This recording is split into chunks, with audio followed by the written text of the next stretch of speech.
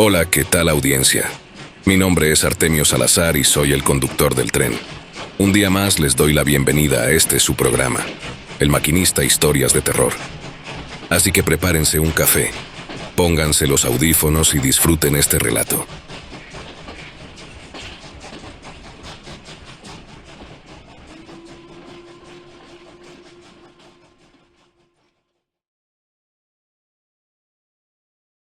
Fue a finales de la década de los 60, específicamente en el invierno de 1968.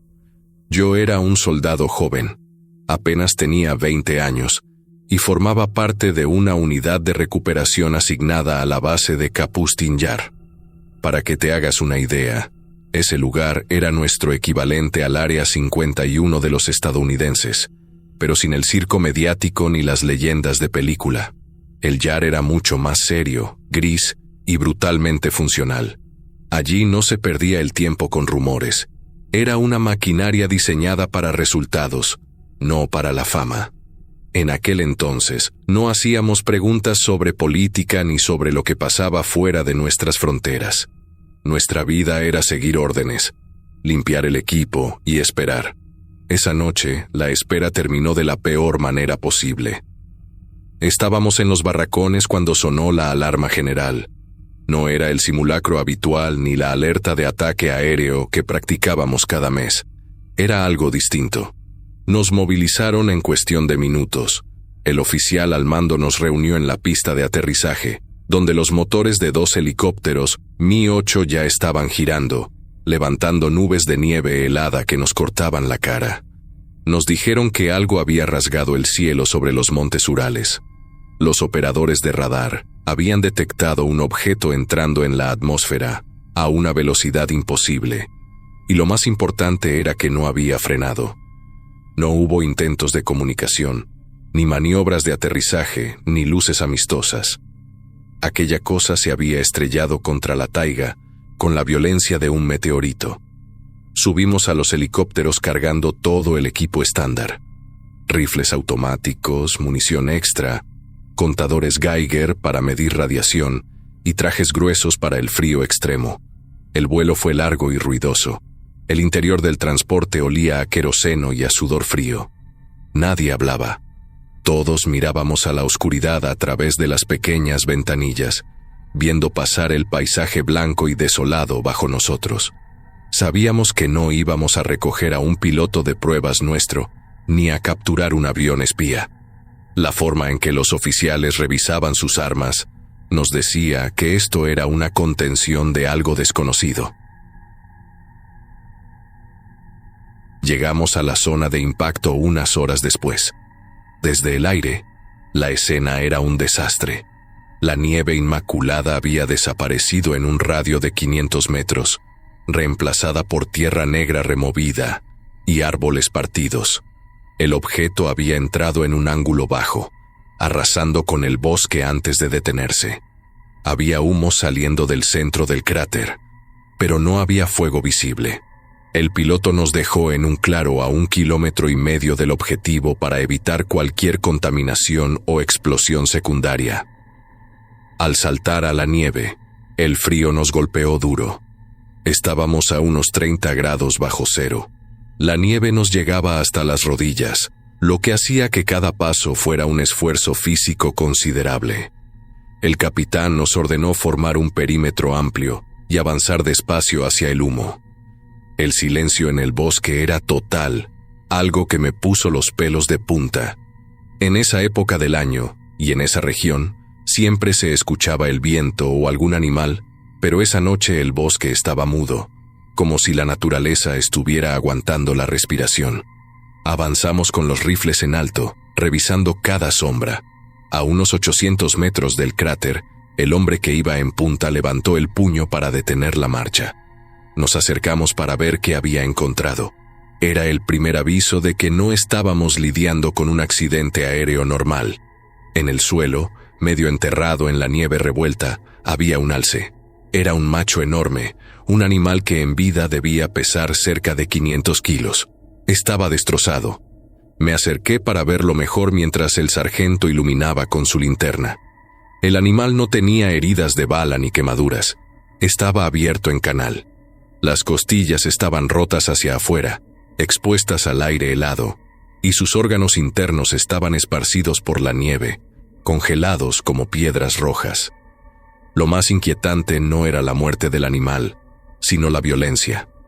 Le faltaban trozos de músculo en las patas traseras, pero no parecía que se lo hubieran comido.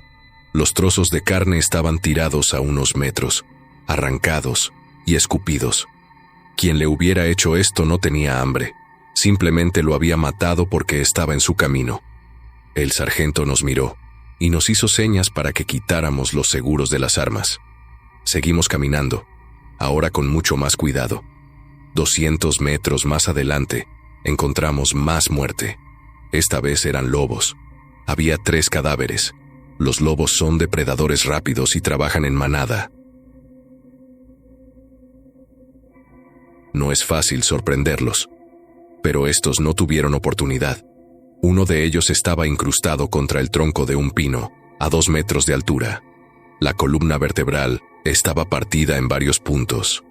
Otro estaba en el suelo, aplastado como si una prensa hidráulica le hubiera pasado por encima. El tercero estaba desmembrado. Me detuve a mirar las huellas alrededor de los lobos. No eran huellas de botas, ni de ningún animal que conociera. Eran marcas profundas en la nieve, garras que se hundían en la tierra congelada con una fuerza bruta. La criatura que había salido de la nave ya había empezado a limpiar su territorio antes de que nosotros llegáramos. Había asesinado a los animales de los alrededores sin ninguna lógica, solo por puro instinto de cacería. No buscaba alimento, buscaba matar. Llegamos finalmente al borde del cráter. El calor que emanaba del centro había derretido la nieve, creando un barrizal negro y humeante. En medio de ese lodo estaba la nave. No se parecía a los dibujos de ciencia ficción. No era un disco plateado ni tenía luces parpadeantes. Era una masa irregular de metal oscuro, casi negro, con una textura rugosa parecida a la roca volcánica. Estaba partida por la mitad, como un huevo roto. El interior no mostraba paneles de control ni asientos, solo una estructura orgánica y extraña, llena de tubos y cables que parecían venas. Nos desplegamos alrededor del cráter, apuntando hacia la abertura de la nave. El equipo de especialistas se acercó con los detectores. No había radiación peligrosa. El capitán gritó una orden para que cualquiera que estuviera dentro saliera con las manos en alto. Nadie respondió. Solo se escuchaba el siseo del metal caliente enfriándose en la nieve. De repente, hubo un movimiento rápido detrás de un trozo de fuselaje que se había desprendido. Todos giramos las armas hacia allí. Una figura se levantó despacio. Lo que vimos nos dejó paralizados por un segundo. Era una aberración biológica. Medía más de 2 metros de altura.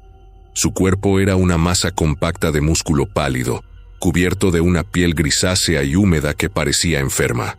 Tenía venas negras y gruesas que palpitaban bajo la superficie. Sus brazos eran demasiado largos, llegaban casi hasta sus rodillas, y terminaban en unas manos enormes con garras curvas de hueso, sucias de sangre seca y tierra. Pero lo peor era la cabeza. No tenía rostro humano, no tenía nariz, ni orejas. Donde deberían estar los ojos solo había una piel lisa y dura, pero sabíamos que nos estaba viendo de alguna manera, tal vez por calor o por movimiento. Su boca era una grieta llena de dientes irregulares que goteaba saliva espesa. La criatura giró la cabeza hacia nosotros. No hubo ningún intento de comunicación inteligente. Era una bestia irracional. Emitió un sonido gutural, una mezcla de rugido y chillido metálico, y se lanzó al ataque. Fue increíblemente rápida para su tamaño. Cubrió la distancia entre la nave y nuestra línea en un parpadeo. El soldado Petrov, que estaba más cerca, no tuvo tiempo de reaccionar. La criatura lo golpeó con el brazo derecho. El impacto sonó como un disparo seco. Petrov salió volando 5 metros hacia atrás y aterrizó en la nieve con el pecho hundido. murió al instante. «¡Abran fuego!», gritó el capitán. Todos apretamos los gatillos al mismo tiempo. El sonido de los Kalashnikov rompió la noche. Veíamos las balas impactar en el cuerpo de la criatura. La piel se le abría, salpicaba un líquido oscuro y viscoso, pero no se detenía. Los impactos la empujaban ligeramente, pero no caía. Parecía no sentir dolor, o tal vez su sistema nervioso funcionaba de una manera que no podíamos entender. Las heridas solo la enfurecían más. Saltó sobre otro compañero y le arrancó el casco y parte del hombro de un mordisco. El pánico empezó a correr entre nosotros. Retrocedimos disparando, pero era como dispararle a una pared de ladrillos que se movía a toda velocidad. La criatura usaba el terreno, saltaba sobre los restos de la nave, se movía en zigzag. Era un depredador perfecto en su ambiente, y nosotros éramos lentos y torpes en la nieve profunda. El sargento mayor, un veterano duro, se dio cuenta de que las balas no iban a funcionar.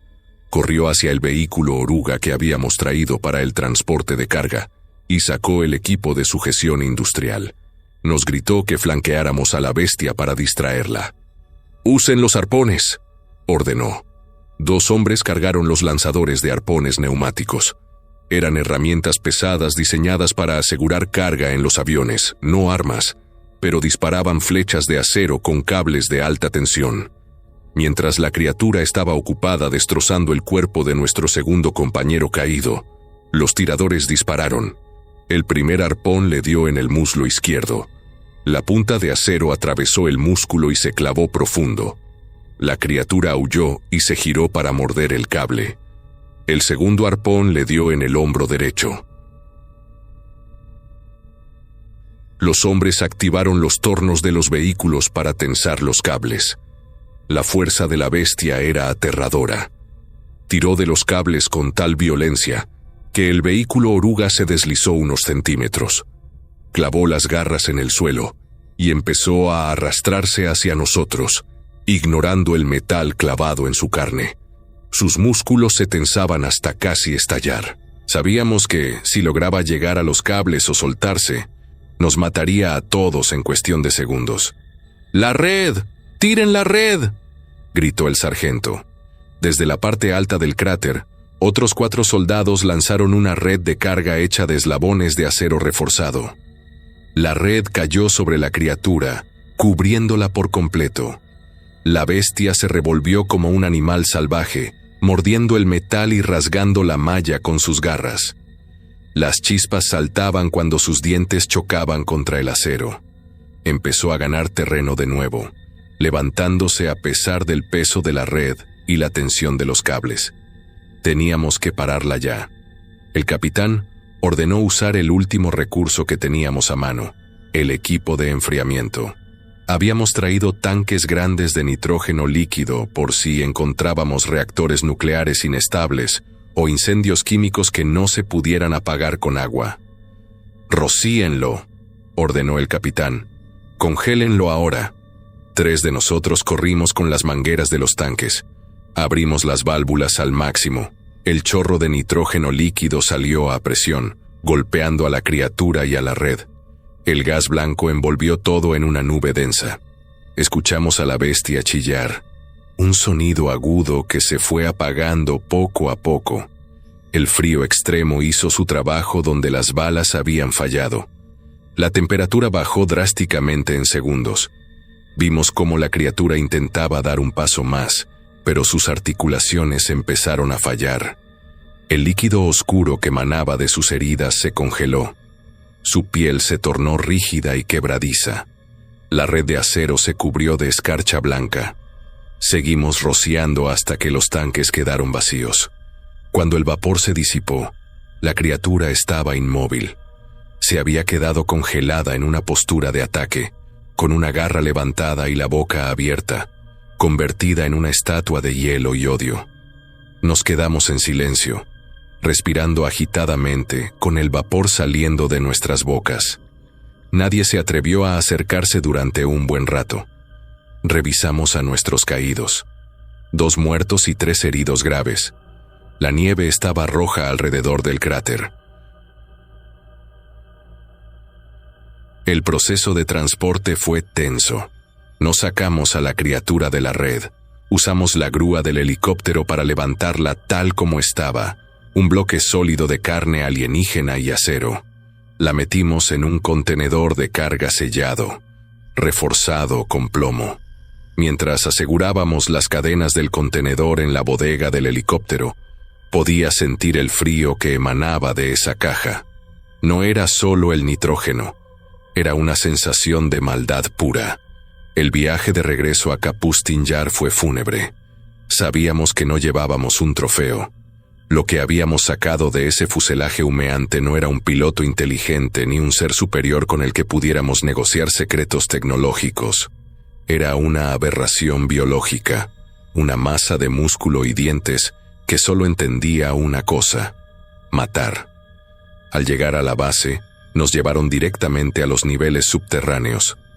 Pasamos por varios controles de seguridad hasta llegar al sector 9, la zona más profunda y restringida. Allí, los científicos y los médicos militares se hicieron cargo del contenedor. Nos ordenaron no hablar de esto con nadie, ni siquiera entre nosotros. Firmamos papeles que prometían nuestra ejecución si abríamos la boca. Vimos cómo bajaban el contenedor a una cámara criogénica de alta seguridad. Lo congelamos más. Lo encadenamos bajo kilómetros de roca y hielo artificial, y rezamos para que el cero absoluto lo mantuviera dormido. Durante 20 años, esa cosa fue nuestro secreto más oscuro, una bomba de tiempo biológica enterrada en el corazón de la madre Rusia. Esa noche, mientras me limpiaba la sangre de mis compañeros del uniforme, pensé que todo había terminado. Pensé que el hormigón y el frío serían suficientes para contener a la bestia. No sabía lo equivocados que estábamos. Pasaron 2 décadas de silencio. 20 años en los que el mundo cambió, los líderes envejecieron y la Guerra Fría se volvió un juego de ajedrez estancado. Pero abajo, en el sector 9 de Kapustin Yar, el tiempo se sentía diferente. Yo ya no era el recluta asustado que cargaba cajas en la nieve. Ahora era el capitán Volkov, jefe de seguridad de la división de contención. Mi trabajo consistía en mirar monitores, firmar reportes de mantenimiento de los generadores criogénicos y asegurarme de que nadie sin una autorización de nivel 5 se acercara al ascensor de carga. Vivíamos una rutina aburrida, y en nuestro negocio, el aburrimiento es lo mejor que te puede pasar. Nos convencimos a nosotros mismos de que la bestia estaba bajo control,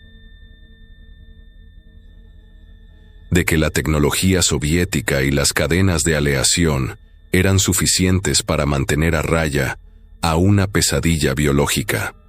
Nos equivocamos. Todo se fue al infierno la víspera de Navidad de 1984. Eran las 3 de la mañana. La base estaba funcionando con el personal mínimo por las festividades. Afuera, una tormenta de nieve golpeaba los muros, pero abajo, a 100 metros de profundidad, el silencio era absoluto. Estaba en la sala de control revisando los registros de temperatura cuando las luces rojas del tablero principal se encendieron. No fue un parpadeo progresivo, fue de golpe. Todas las alarmas del subnivel 9, donde estaba la cámara de la criatura, empezaron a gritar al mismo tiempo. Miré los monitores. Las cámaras de seguridad del pasillo de contención mostraron estática y luego se apagaron una por una. Los sensores térmicos registraron un pico de calor absurdo en la celda principal y luego cayeron a cero. Al principio pensé que era un fallo del sistema, un cortocircuito en los generadores viejos. Agarré el teléfono interno para llamar a los técnicos de guardia en ese nivel, pero la línea estaba muerta. No había tono, solo silencio. Luego escuché el sonido a través del suelo, un golpe sordo, metálico, que hizo vibrar mi taza de café sobre la mesa. El protocolo se activó automáticamente. La sirena de brecha de contención empezó a aullar en todo el complejo. Me puse el equipo táctico mientras corría hacia la armería. Ya no éramos los niños con rifles oxidados de los años 60. Mi equipo, el grupo Wimpel, era la élite de la élite. Hombres entrenados para infiltrarse en silos nucleares enemigos, expertos en demoliciones y combate cerrado. Nos equipamos con chalecos de Kevlar pesado, rifles de asalto AK-74 con munición perforante, escopetas automáticas y lanzagranadas. Nos sentíamos invencibles. Nos habían dicho que íbamos a neutralizar un activo biológico fuera de control. Sabíamos que era la cosa de los Urales, pero 20 años de encierro nos habían hecho perderle el respeto. Pensamos que encontraríamos un animal aturdido y congelado, fácil de volver a meter en su jaula. Bajamos en el ascensor de carga principal. Éramos 12 hombres. El aire dentro de la cabina estaba cargado de testosterona y olor a aceite de armas. Cuando las puertas se abrieron en el subnivel 9, el frío nos golpeó la cara. No era el frío natural del invierno exterior. Era el frío químico de los tanques de nitrógeno reventados. Una niebla blanca y densa cubría el suelo hasta la altura de la cintura. Las luces de emergencia giraban en el techo, bañando el pasillo de un rojo intermitente que hacía que las sombras parecieran moverse solas. «Formación de diamante», ordené. Mi voz sonó tranquila, pero el pulso me latía en el cuello. Avanzamos por el pasillo principal hacia la cámara de contención. Las paredes estaban rasgadas. Había marcas de garras profundas en el cemento, surcos de 5 centímetros de profundidad que recorrían los muros como si el edificio estuviera hecho de mantequilla. Pasamos la primera estación de guardia. La puerta de acero reforzado había sido arrancada de sus bisagras y lanzada al otro lado del pasillo. Adentro no había nadie, solo sangre, mucha sangre, manchas oscuras en el suelo y en el techo, pero ni un solo cuerpo, ni un rastro de los 2 guardias que debían estar allí. Llegamos a la entrada de la cámara criogénica. El tanque estaba destrozado. El cristal blindado, que tenía 10 centímetros de grosor, estaba hecho añicos en el suelo. Los grilletes de titanio que sujetaban a la criatura estaban rotos, doblados por una fuerza bruta que desafiaba cualquier lógica mecánica. La cosa, a la que el mando acababa de asignar el código de emergencia, Navidad 69, no estaba ahí. Había despertado con un hambre acumulada de 2 décadas. No tenía un plan de escape, no buscaba la salida de emergencia, ni trataba de robar documentos. Simplemente quería cazar. Y nosotros acabábamos de entrar en su comedor. «Contacto visual negativo», dijo Yuri, mi segundo al mando, mirando su detector de movimiento. El aparato estaba muerto, probablemente por la interferencia o el frío. De repente, escuchamos un ruido metálico sobre nuestras cabezas. Todos apuntamos las linternas hacia arriba. Los conductos de ventilación eran tuberías industriales, lo suficientemente grandes para que un hombre se arrastrara por ellas. Las rejillas estaban dobladas hacia afuera. «¡Arriba!», grité. Fue demasiado tarde. Una sección del falso techo se desplomó sobre la retaguardia del grupo. Entre el polvo y los escombros, algo bajó. No lo vimos claramente, solo una mancha pálida y rápida.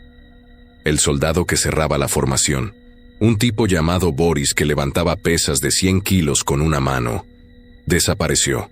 No hubo disparo, solo un crujido húmedo y el sonido de su cuerpo siendo arrastrado hacia la oscuridad del techo a una velocidad imposible.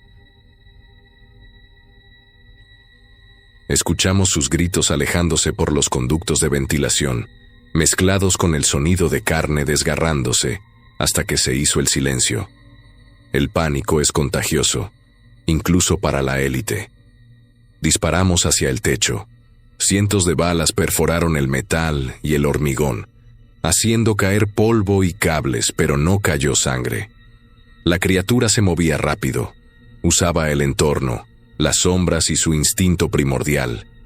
No necesitaba vernos, nos olía, sentía el calor de nuestros cuerpos y el miedo que empezábamos a sudar.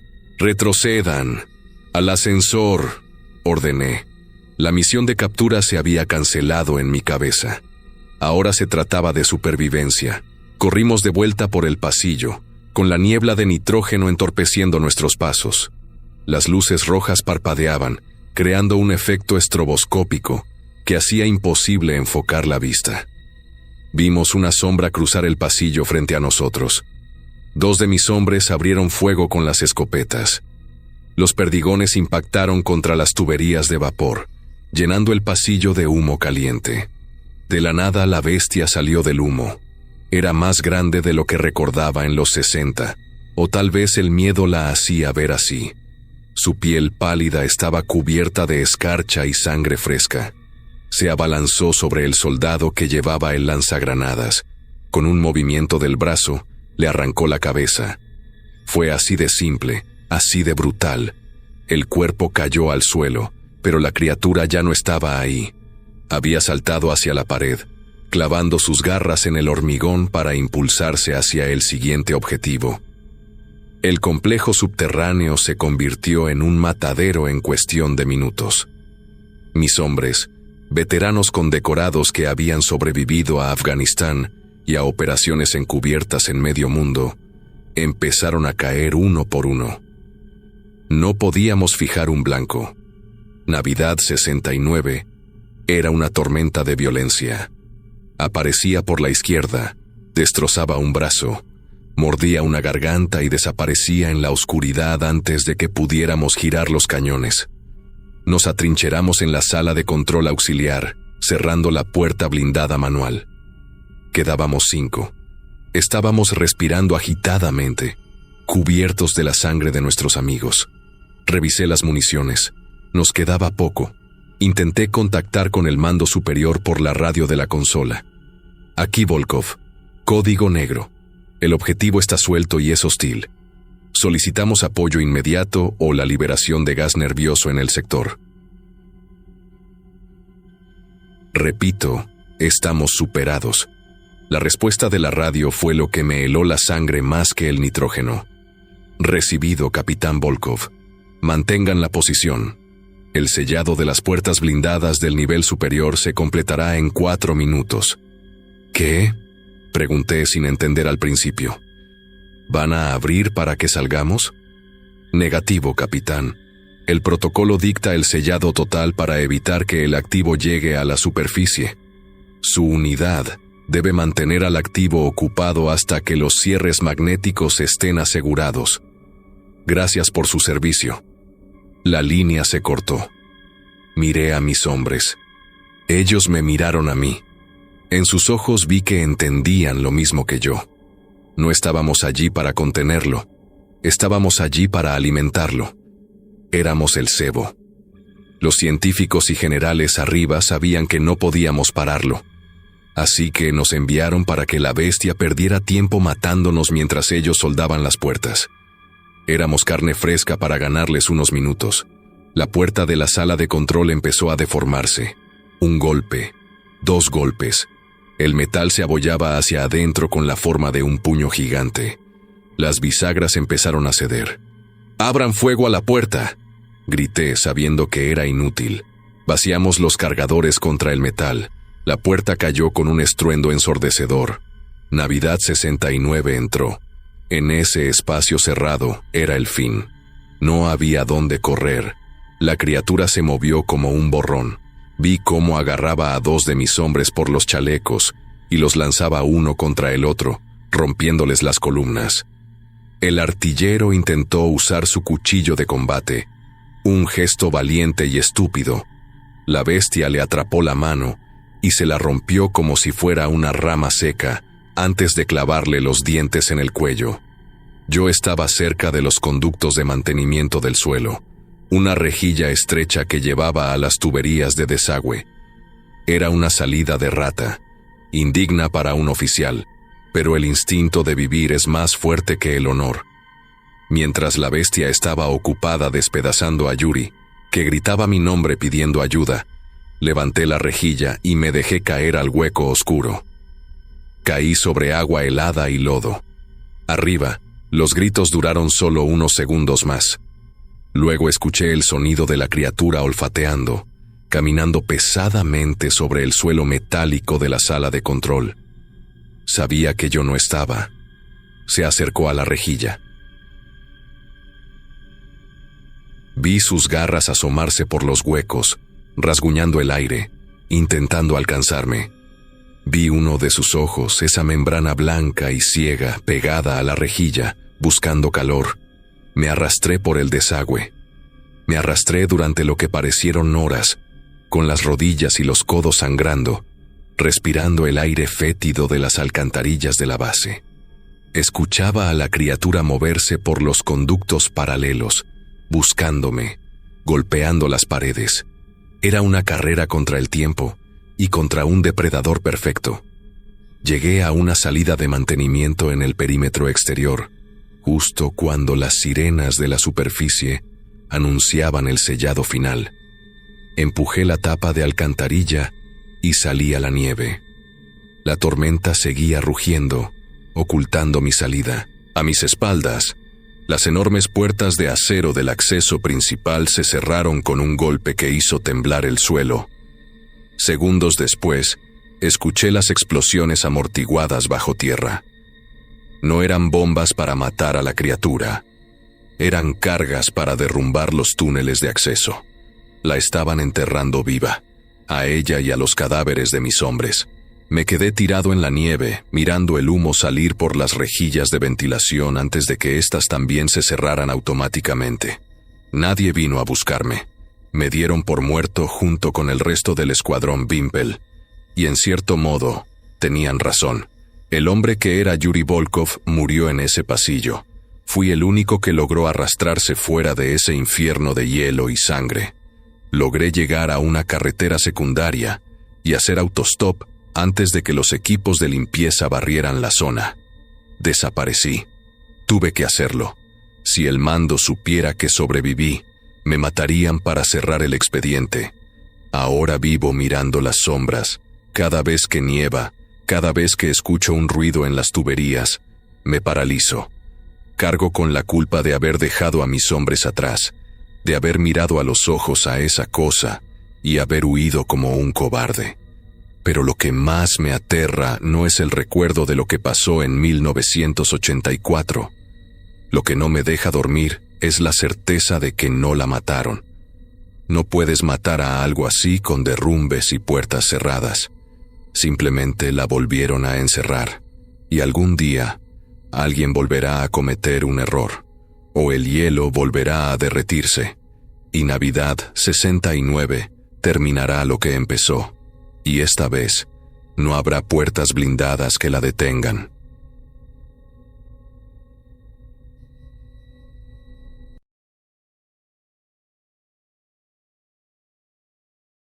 Recuerdo la fecha con claridad porque fue el día en que mi vida, tal como la entendía, dejó de tener sentido lógico. Era el 14 de octubre.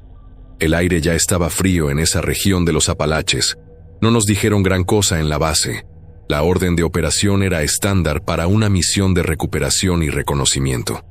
Nos informaron que un equipo de la Guardia Nacional había perdido contacto por radio 48 horas antes, durante unos ejercicios de navegación terrestre. Además, había reportes de civiles desaparecidos en los condados cercanos y granjeros quejándose de ganado mutilado. Lo usual en estos casos es pensar en narcotraficantes cultivando marihuana en lo profundo del bosque, o quizás algún grupo de supervivencialistas radicales que no querían visitas. Nos equipamos para enfrentar a hombres armados. Llevábamos chalecos de placas balísticas, cascos de Kevlar, rifles de asalto M4 con lanzagranadas acoplados y suficiente munición para sostener un tiroteo prolongado. Éramos 20 hombres. El capitán Miller estaba al mando. Yo era su sargento de pelotón. El viaje en los camiones fue silencioso. El camino de tierra se volvía cada vez más estrecho y accidentado a medida que subíamos hacia la zona designada. Cuando los vehículos no pudieron avanzar más, bajamos. El bosque allí era denso. Los árboles eran altos y bloqueaban gran parte de la luz del sol, creando una penumbra permanente incluso a mediodía. Organizamos la formación en 2 columnas separadas por 10 metros, con exploradores al frente. Desde el primer momento, algo no cuadraba. En un bosque como ese siempre hay ruido. Pájaros, insectos, el viento moviendo las ramas, pero allí no había nada. El silencio era absoluto. Solo se escuchaba el crujido de nuestras botas sobre las hojas secas y el roce de los uniformes. A las 2 horas de caminata encontramos los primeros rastros. No eran los soldados desaparecidos, sino un oso negro, o lo que quedaba de él. El animal estaba tirado en el centro de un pequeño claro. Nos acercamos con las armas en alto, asegurando el perímetro.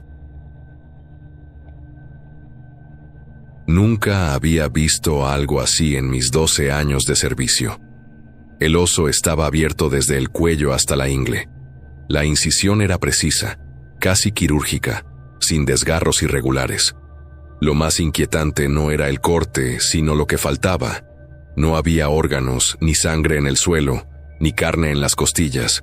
Los huesos estaban blancos, limpios y secos. Parecía que los hubieran lavado con cloro o que alguien o algo hubiera succionado hasta la última gota de médula y tejido. No había moscas alrededor del cadáver. Eso fue lo que hizo que el soldado Jenkins vomitara. La ausencia de descomposición normal indicaba que algo en la naturaleza rechazaba esos restos. El capitán Miller ordenó continuar. No podíamos detenernos por un animal muerto. Avanzamos 3 kilómetros más hacia el norte, siguiendo las coordenadas del último reporte del equipo perdido. El terreno se volvió más empinado y rocoso. Fue el cabo Rodríguez quien vio la bota. Estaba tirada junto a un arbusto, con los cordones aún atados. Al levantar la vista, Rodríguez se quedó paralizado. Siguió la línea del tronco de un roble centenario hacia arriba. A unos 5 metros de altura, colgaba el resto del uniforme. Y dentro del uniforme había restos humanos. No estaban simplemente colgados, estaban exhibidos. Quien hubiera hecho esto, se tomó el tiempo de subir el cuerpo y entrelazar las extremidades con las ramas gruesas, para que quedara mirando hacia abajo, hacia nosotros. Bajamos el cuerpo con cuerdas. Era el sargento de la patrulla perdida. Su rostro estaba irreconocible, destrozado por garras profundas, pero lo que nos heló la sangre fue el detalle en su pecho. Le habían arrancado la piel sobre el esternón, y clavada directamente en el músculo expuesto, estaba su placa de identificación militar. No estaba suelta. La habían martillado dentro de la carne. Era un mensaje. Alguien nos estaba diciendo que sabía quiénes éramos y que no le importaba nuestra autoridad ni nuestro armamento. Encontramos a 3 más en el siguiente kilómetro, todos en los árboles, todos con las placas incrustadas en el cuerpo. Todos drenados de sangre, con los huesos de los brazos y las piernas limpios bajo la piel flácida. La moral del pelotón se vino abajo. Los hombres revisaban sus sectores de tiro con nerviosismo, girando la cabeza ante cualquier sombra. No estábamos lidiando con cultivadores de droga. Ningún cartel hace eso. Ningún humano tiene la fuerza para subir un cadáver de 90 kilos a un árbol y dejarlo allí sin usar poleas o equipo pesado.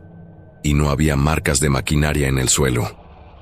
El suelo estaba intacto, salvo por nuestras propias huellas. La luz comenzó a desvanecerse a las 17:00 horas. El capitán decidió que no era seguro seguir avanzando de noche con ese tipo de amenaza ahí fuera. Buscamos una zona defensiva, una elevación con buena visibilidad en 360 grados. Cavamos posiciones de tirador apresuradas y colocamos minas Claymore en el perímetro, activadas por cable.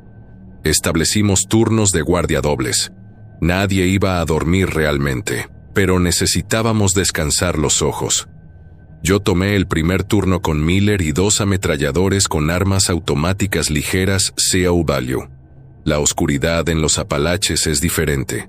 Es sólida. Encendimos los visores nocturnos, pero la densidad de la vegetación hacía que la imagen verde fuera confusa, llena de estática y formas engañosas. Pasaron 2 horas sin incidentes. El frío calaba los huesos. A las 21 horas, el soldado que cubría el flanco oeste reportó movimiento en sus sensores térmicos. Dijo que era algo grande, pero que aparecía y desaparecía, como si la criatura tuviera una temperatura corporal que fluctuaba, o si se moviera tan rápido que el sensor no lograba fijarla. Entonces escuchamos el sonido. No fue un rugido, fue un chasquido húmedo, como cuando se rompe una rama verde y gruesa, pero amplificado. Vino de arriba. Antes de que pudiéramos levantar la vista, algo cayó sobre el operador de radio, el cabo Smith. No cayó al suelo, cayó sobre él y rebotó hacia la oscuridad en un solo movimiento fluido. Smith ni siquiera gritó, simplemente se desplomó. Cuando el médico llegó a su lado, su garganta ya no estaba. Le habían arrancado la tráquea y las arterias principales de un solo tajo. «¡Fuego a discreción!», gritó Miller. Todos abrimos fuego hacia la línea de árboles. El bosque se iluminó con los destellos de las bocas de los rifles. Las balas trazadoras cortaban el aire, impactando en la madera y la tierra. El ruido era ensordecedor. Disparamos durante 20 segundos continuos hasta que Miller ordenó el alto al fuego. Silencio de nuevo. Olor a pólvora quemada y a pino. ¿Le dimos?, preguntó alguien. La respuesta cayó del cielo. Un cuerpo, el del soldado Davis, fue arrojado desde las copas de los árboles hacia el centro de nuestro perímetro. Aterrizó con un ruido sordo. Estaba partido a la mitad por la cintura. Las piernas estaban a metros del torso. Y entonces comenzó la matanza real. No atacaban varios, era uno solo. Lo sé porque lo vi moverse. Bajó de un roble a mi derecha, ignorando las minas Claymore como si supiera dónde estaban. Era enorme. Puesto en 4 patas, su lomo llegaba a la altura de mi pecho. Era un felino, parecido a un puma, pero su musculatura era grotesca, desproporcionada. Las patas delanteras eran más largas que las traseras, terminadas en garras negras y curvas del tamaño de cuchillos de combate. Pero lo peor era la cabeza. No tenía el hocico alargado de un animal normal. Su cara era plana, con ojos frontales, grandes y amarillos.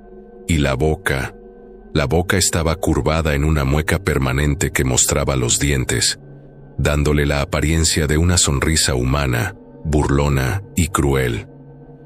El soldado Jenkins dejó el dedo pegado en el gatillo. Vi los impactos claritos. Las balas le arrancaban pedazos de carne y pelo, abriendo huecos de los que salía una porquería negra y espesa, pero el maldito animal ni siquiera parpadeó. No se frenó, no se tambaleó. Era como dispararle a un tren de carga. Las balas entraban y desaparecían en esa masa de músculo sin hacerle nada. Llegó hasta la posición en un parpadeo. No hubo pelea. Fue un golpe seco, brutal. La garra pasó y la cabeza de Jenkins simplemente desapareció de los hombros. El casco salió rodando hacia la maleza con media cara todavía adentro. Lo jodido fue que el cuerpo no se desplomó de inmediato. Por puro espasmo nervioso, el dedo se le quedó trabado. El tronco decapitado siguió disparando, sacudiéndose violentamente con el retroceso del arma, mientras un chorro de sangre caliente salía disparado del cuello como una manguera rota, bañando todo a su alrededor. Ramírez, que estaba cargando la munición a su lado, se quedó paralizado, con la boca abierta llena de la sangre de su compañero. No pudo ni levantar su rifle. La bestia ni lo miró. Simplemente lo pasó por encima, pisándole el pecho con tal fuerza que escuchamos las costillas tronar por encima del ruido de los disparos. Lo reventó contra el suelo y siguió avanzando hacia nosotros sin dejar de sonreír. El caos se apoderó de nosotros. No hubo una orden de retirada. Nadie gritó, «¡Rompan filas!». Simplemente, el pánico le ganó a la disciplina. Todo lo que nos enseñaron en el entrenamiento básico, todo eso de mantener la calma bajo fuego y confiar en el compañero de al lado, se fue al carajo en un segundo. La línea defensiva se desmoronó porque no había un frente claro al cual disparar. Los hombres empezaron a correr, chocando unos contra otros, buscando refugio detrás de los troncos gruesos, o tirándose en las depresiones del terreno, pero era inútil. Estábamos peleando contra la gravedad y la oscuridad, y esa cosa era dueña de las dos. No había cobertura posible porque el ataque no venía de adelante, venía de todas partes, especialmente de arriba. Escuchábamos el crujido de la madera allá arriba, en el dosel, y la lluvia de hojas y ramas rotas que caía antes de que la bestia bajara. No la veías saltar, solo sentías el golpe cuando aterrizaba. Se movía entre los robles como si la gravedad no aplicara para ella, impulsándose de un tronco a otro con una fuerza que hacía temblar los árboles. Y cuando decidía bajar, no lo hacía al azar, elegía. Vi al cabo Henderson intentar recargar su arma detrás de una roca. La criatura cayó justo encima de él. No usó los dientes al principio, usó las manos, o las garras. Henderson levantó el rifle por instinto para bloquear, pero esa cosa no quería el arma. Quería los brazos. Escuché un sonido seco, seguido de un alarido que me heló la sangre. La bestia le agarró las muñecas y tiró en direcciones opuestas. No fue un corte, fue un desgarre. Los hombros de Henderson se desencajaron y la piel se rasgó hasta que los brazos se separaron del torso, quedando todavía aferrados al rifle que cayó al suelo. La criatura lo hizo con una eficiencia mecánica, brutal, como quien le arranca las alas a una mosca, solo para asegurarse de que la presa ya no pudiera disparar. A unos metros de ahí, otro soldado, creo que era Davis, estaba en el suelo, tratando de arrastrarse lejos. La bestia lo alcanzó en un salto. No lo mordió en el cuello para matarlo rápido. Con una de esas garras traseras, le abrió el estómago de lado a lado. El vapor salió de inmediato al aire frío de la noche. Vi a Davis intentar meterse las tripas de nuevo con las manos llenas de barro, gritando por su madre, mientras la cosa lo observaba un segundo, antes de aplastarle el cráneo contra una piedra para callarlo. Era una carnicería sistemática. Yo estaba a unos 10 metros, disparando en ráfagas cortas, tratando de no darle a mis propios hombres. Vi al capitán Miller parado en medio del claro, gritando órdenes que ya nadie escuchaba.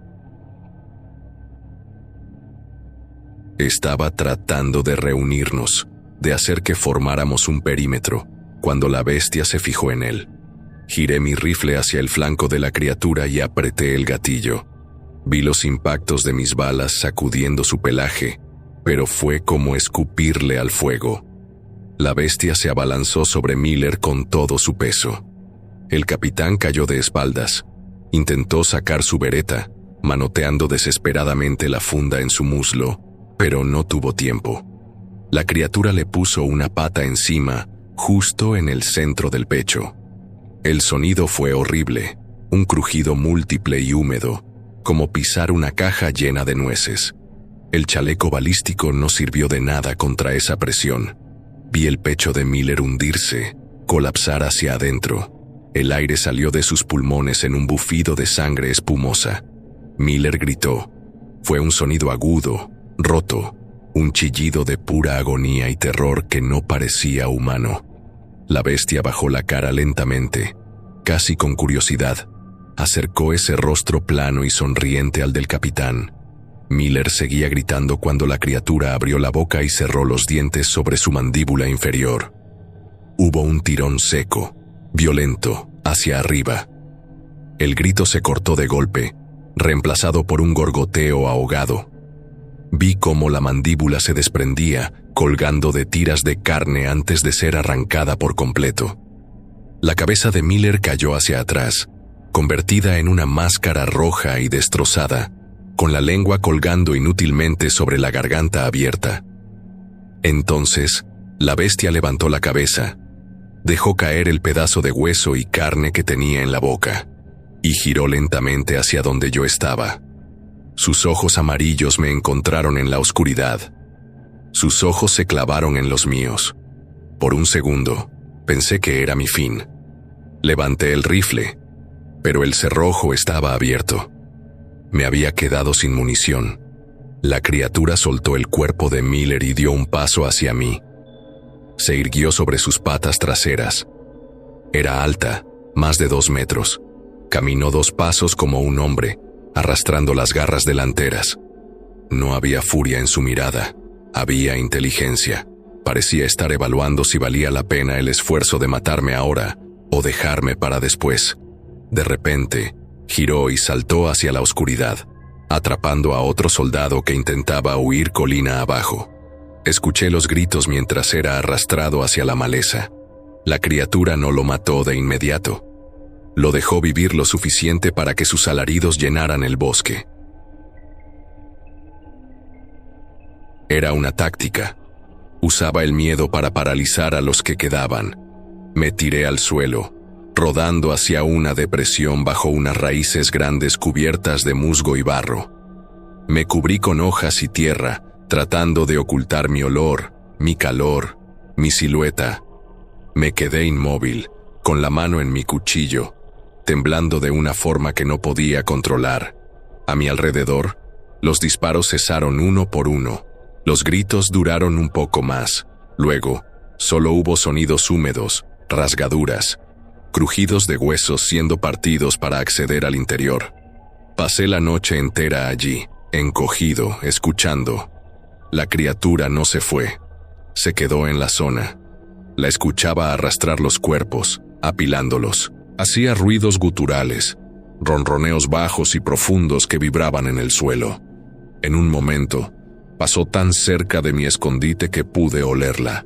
Olía a almizcle rancio, a sangre vieja y a tierra húmeda. Sus pasos eran pesados, pero controlados. No era un animal alimentándose. Era un coleccionista organizando sus trofeos. Cuando salió el sol, el silencio volvió. Esperé 2 horas más antes de atreverme a salir. La escena era una carnicería. No había nadie vivo. Los cuerpos de mi pelotón estaban esparcidos, pero no al azar. La criatura había colocado los torsos en un círculo alrededor de las cenizas de nuestra fogata apagada. Las cabezas estaban alineadas en una fila, mirando hacia el centro. Las extremidades colgaban de las ramas bajas de los árboles circundantes, creando una especie de cortina de carne. Todo estaba extrañamente limpio de sangre en el suelo. La tierra la había absorbido, o la criatura la había lamido. No busqué supervivientes, sabía que no lo sabía. Recogí mi rifle, aunque no tenía balas, y comencé a caminar hacia el sur, hacia el punto de extracción secundario. No corrí, no tenía fuerzas. Caminé como un autómata, mirando los árboles, esperando ver esa sonrisa humana entre las hojas. Llegué al punto de extracción a las 14 horas. Lancé la bengala de humo rojo. El helicóptero llegó 20 minutos después. Cuando bajó el tripulante para ayudarme a subir, casi me golpea al ver mi estado. Estaba cubierto de barro y de la sangre de mis compañeros que me había salpicado durante el combate. No dije una palabra. Me senté en el piso del helicóptero y miré hacia abajo mientras nos alejábamos. El bosque se veía tranquilo desde arriba, un mar verde interminable. En la base, la recepción fue fría y eficiente. No me llevaron al hospital de inmediato. Me llevaron a una sala de interrogatorios. 2 hombres de traje, civiles y un coronel que no conocía, me hicieron contar la historia. Lo hice. Les hablé de los huesos limpios, de las placas en la carne, del ataque, de la criatura bipedal, de la sonrisa. Escribieron todo sin mostrar sorpresa. No me llamaron loco, no me cuestionaron los detalles, simplemente anotaron. Al final, el coronel se levantó. Me dijo que mi pelotón había sufrido un accidente desafortunado durante un ejercicio de fuego real, con munición defectuosa, que causó explosiones en cadena. Me dijo que el estrés postraumático me había hecho alucinar con animales salvajes. Me puso un documento enfrente, un acuerdo de confidencialidad con amenazas de prisión federal de por vida si hablaba de lo que vi con alguien fuera de esa habitación. Lo firmé. No me importaba. Solo quería salir de allí. 2 días después, vi las noticias en la televisión del comedor. Un incendio forestal accidental. Había consumido más de 500 hectáreas en la zona donde habíamos estado. Dijeron que era para controlar una plaga de escarabajos. Vi las imágenes de los aviones cisterna arrojando napalm y retardantes sobre los árboles. Quemaron todo. Los cuerpos, el equipo, las pruebas. Me dieron de baja médica con honores 3 meses después. Ahora vivo en la ciudad, lejos de los árboles, lejos de cualquier cosa que se parezca a un bosque. Pero sé que el fuego no mató a esa cosa. Esa criatura se mueve rápido, demasiado rápido. Cuando el primer avión soltó su carga, ella ya debía estar a kilómetros de distancia, refugiada en alguna cueva profunda, esperando. A veces, cuando trato de dormir, todavía escucho el sonido. No los gritos de mis hombres, ni los disparos. Escucho el sonido de algo pesado caminando en 2 patas, arrastrando garras largas por el suelo. Y sé que sigue ahí afuera, en los Apalaches. Sé que el ejército lo sabe. Y sé que, tarde o temprano, enviarán a otro grupo de hombres armados, no para matarla, sino para alimentarla. Porque eso es lo que fuimos. No fuimos una expedición de rescate. Fuimos una ofrenda. Y la criatura aceptó el sacrificio, sonriendo todo el tiempo. El gobierno cree que puede controlar la situación quemando un pedazo de monte, pero no entienden a qué se enfrentan. No es un animal. Un animal mata para comer o para defenderse. El gato Wampus, esa cosa que vi, mata porque es su territorio y disfruta haciéndolo. Acomoda los cuerpos, deja testigos, crea arte con los huesos. Eso requiere una mente antigua y retorcida. He intentado contactar a las familias de Miller y de los otros. No para contarles la verdad, no puedo hacer eso sin arruinar lo poco que me queda de vida, sino para decirles que murieron rápido. Es una mentira piadosa. Murieron aterrorizados y con dolor. Pero ellos no necesitan saber eso.